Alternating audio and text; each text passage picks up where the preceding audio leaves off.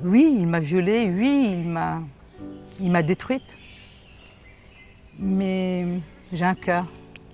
Je pense que j'ai un cœur et je lui ai pardonné. Voilà. Le pardon. Le pardon d'Isabelle à un frère qui, 40 ans plus tard, reconnaît enfin ce qu'il a fait. Quand j'étais petite, on me traitait de folle, on me disait que j'inventais. Et à un moment, effectivement, c'est ce que je me suis mise dans la tête. Peut-être que j'ai dû inventer tout ce qui m'était arrivé. Et non, c'était pas ça.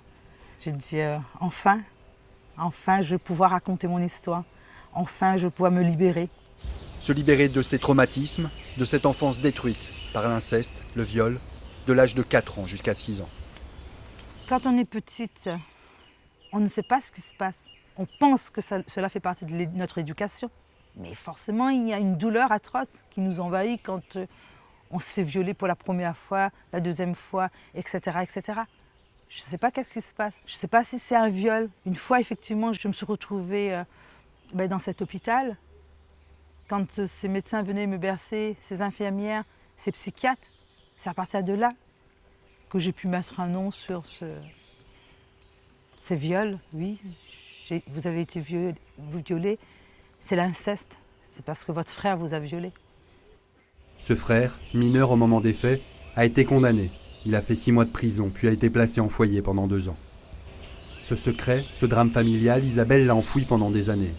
Aujourd'hui, elle veut s'en affranchir, partager son vécu dans un livre et peut-être aider d'autres victimes. Quand on se retrouve face à soi-même, c'est difficile, c'est très difficile parce qu'on a besoin d'en parler, mais malheureusement, à qui? En parler à qui?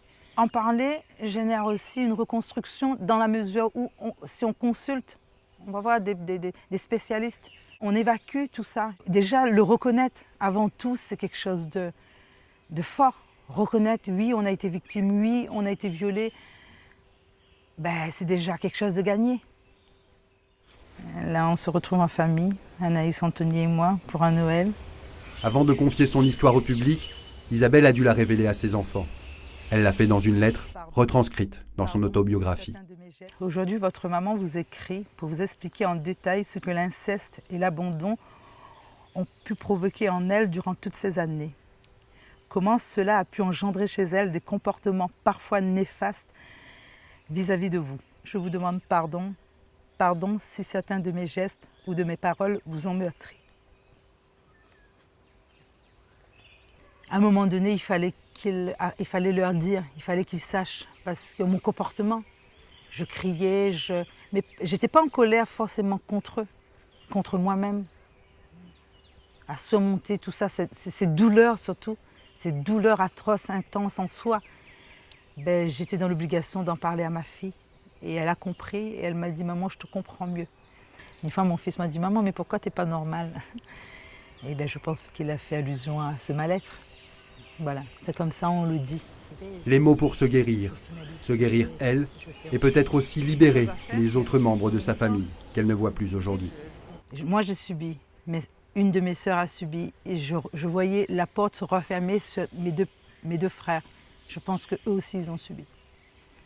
Guérir ma famille, je ne pense pas, mais ne serait-ce au moins reconnaître, qu'ils reconnaissent. Effectivement, c'est un sujet tabou. L'inceste, c'est intrafamilial. J'aimerais, oui, pourquoi pas, rencontrer ces personnes-là, mes frères et sœurs, pour qu'on en parle, pour qu'on mette un nom sur l'inceste. Voilà. En conclusion de son livre, Isabelle écrit « On n'oublie pas un viol, on apprend juste à s'en accommoder ». Aujourd'hui, elle veut continuer à se reconstruire. Ce passé douloureux